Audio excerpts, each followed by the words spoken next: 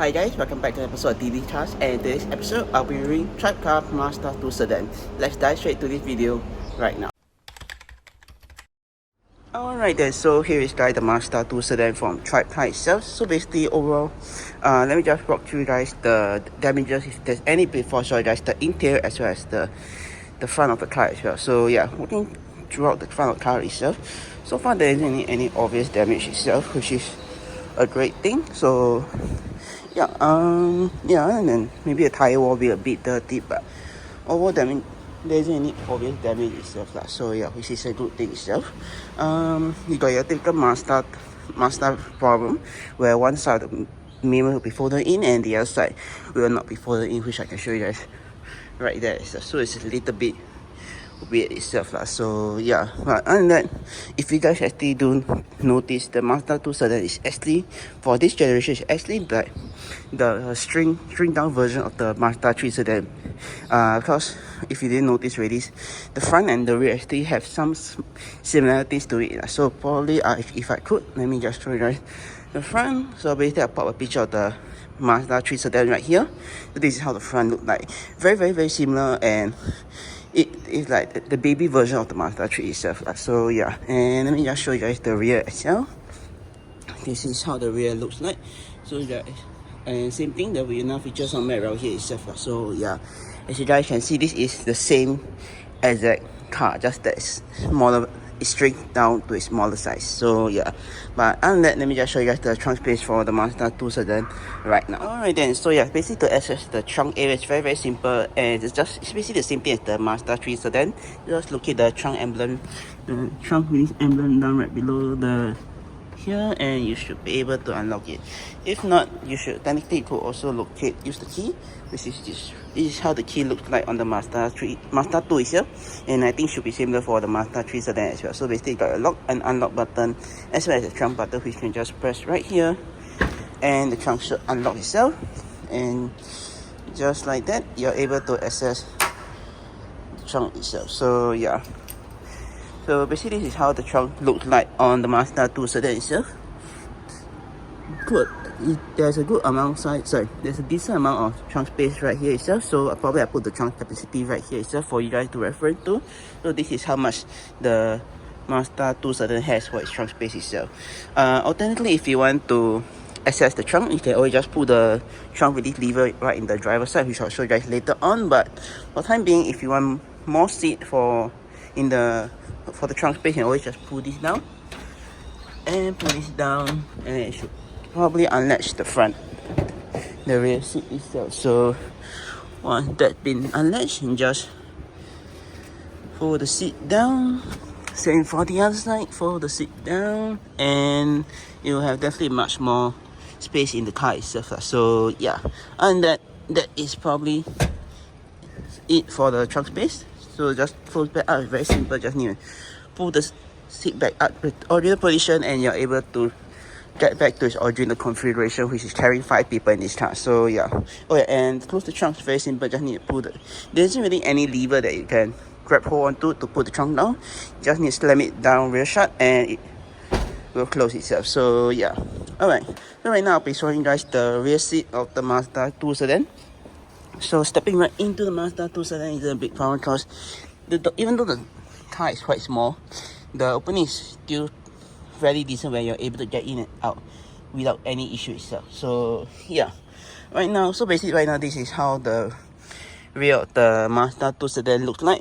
Not really the best itself, because as you guys know, this is a small car, so hence there won't really be much of a space itself. So yeah, so far this has been adjusted to the previous driver configurations, and as you guys can see, I got about 3 finger of legroom space. Headroom is also about 4 finger of headroom space left in this rear seat of the Mazda 2 Sedan itself. So space wise is really not the best itself. So if you want probably more space, my option is just go with the Mazda 3 Sedan itself. So yeah, but same thing as the open console, which I reviewed already. Which I already reviewed, but the video is yet to come out. it doesn't really have an armrest which could rest your arm on. The only area that you can rest your arm on will be on the doors itself, right there itself. So yeah, and that you do get there's no cubby space to put your drinks itself, so that's the downside. Only space you can put is maybe put right inside here itself. So yeah, other than that, you got your window switches and your door release handle itself. So yeah, lastly, you just got your grab hold thing to grab hold onto, and that's probably it.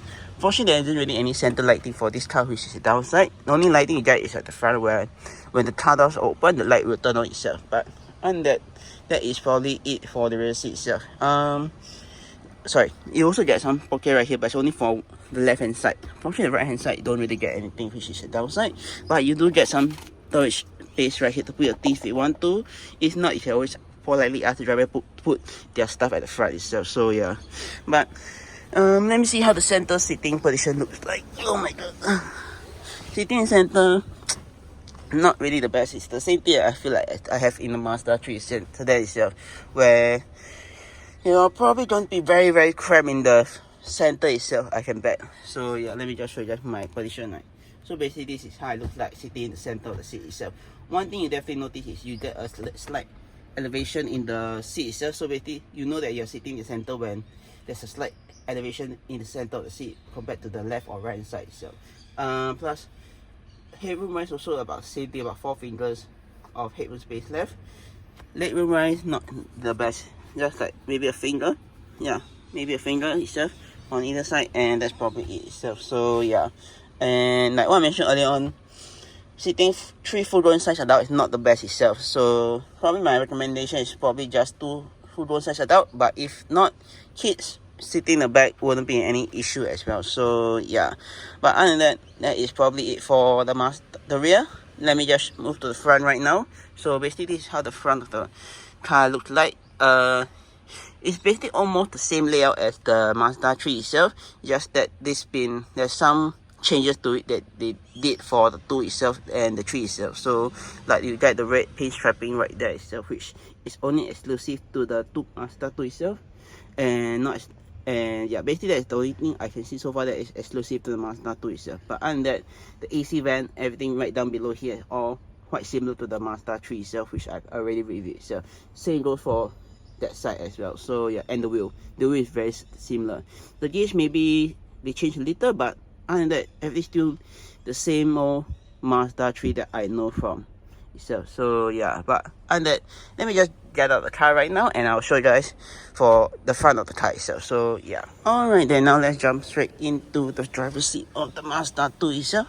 So basically, as you guys can see, this is like what I mentioned earlier on already, this is how they look like for the Mazda 2 itself. So basically, let me just show you guys the storage option you get for this car.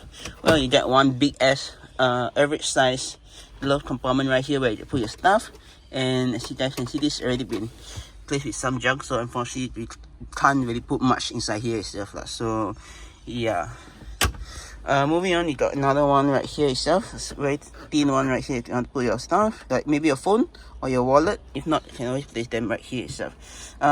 You also got 2 very nice cup holders itself. If you want to, you can put your drinks, and you got your traditional handbrake itself. So yeah, moving on, you got the same thing which I mentioned earlier on. This is the gear selector for the Mazda 2 itself, and it's the same thing for the Mazda 3 itself. The only thing I noticed, the difference between for the gear selector, only difference is for the sports mode itself, they place it right at the bottom of this trim itself. Compared to the Mazda 3, they place it somewhere around here itself. So that's one thing I noticed that's the difference so far itself.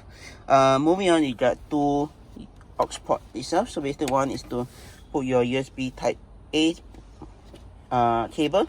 The other is just a 12-volt socket outlet itself. So yeah, so if you want to charge your phone, you can charge your phone. If not, you can always just use the USB itself. Right on top, you got your CD thing. I don't know what it's called, but CD thing. Or you can put your DVD shit inside here. Moving on, you got your switch right here to adjust the recirculation of the air in the cabin. You got your temperature gauge right here itself, your fan speed, and this to control the direction of airflow itself. So yeah, and you got your 2 buttons right here itself to turn on the AC or turn off the AC, and this is for the rear defrost if I'm not wrong itself. So yeah, right at the top you just got your air vent right here itself, which is very nicely designed for the driver, and you got a very nicer one that somehow they flush in the dash itself, which if this was covered I don't think anyone would notice itself lah. So yeah, and you got your headlight switch itself right at the center. Moving on, right to the top, you just got your typical Mazda 3 or Mazda infotainment for that year itself. Got your all your shortcut keys at the top and at the bottom, and you got your volume control button right there itself. Moving on, you got next up, we're talking about the wheel itself. So the wheel itself is very simple itself. So basically, you just got your typical volume control buttons right at the side right here. So basically, this is adjust the frequency of the radio, the volume. Infotainment, I think it's maybe for that or that, I could be wrong. And you got your mute switch right here itself, which is very simple and easy to use itself. Alright, lastly, let me just show you guys the stock. So the stocks, as you guys can see, are the same one from the Mazda 3 itself. Basically, you just got a stock to use it, just go all the way down or all the way up. And this is to adjust the frequency of this right here to adjust the frequency of the wipers itself. To wash it, just need pull back, and that's probably it. So yeah. Alright, now to the other side, you got your light control switches right here itself. So this is light control switch, and you got your indicators. And to engage high beam, just need push forward. Disengage, you just pull back, and flash your high beam, just need pull back, and you flash the high beam itself. So yeah, other than that, that's probably it for the steering wheel itself. Lastly, let me just show you guys two functions, which is the traction control button right here itself, as well as the stop start. So yeah, oh yeah, and speaking of the trunk space, which I mentioned at the front, which I mentioned at the start just now, this is your trunk space buttons, which you can just press and the trunk will open itself.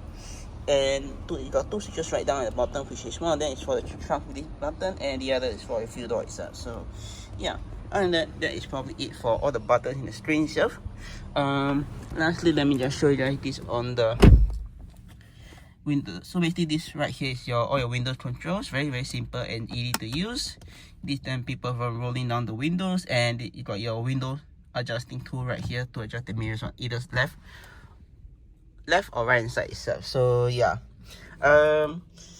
and yeah, lastly, let me just show you guys the sun visor. So sun visor is very nice. Basically the same thing as you get in the Mazda 3 itself lah. So yeah, other than that, that's all for the sun visor. And you got a light which can be turned on or turned off, or in center when the car doors open itself. So yeah, oh yeah, and speaking of sun visors, it's the same thing which you could take out and swivel to one side itself. So if you want to block the sun, you can do so itself lah. So yeah, and that is probably it for this car itself. Oh yeah, before I turn on and show you guys the car, let me just show you guys how to adjust the seat for the car itself. So basically, to adjust the steering wheel itself, just need to locate this lever right down below here.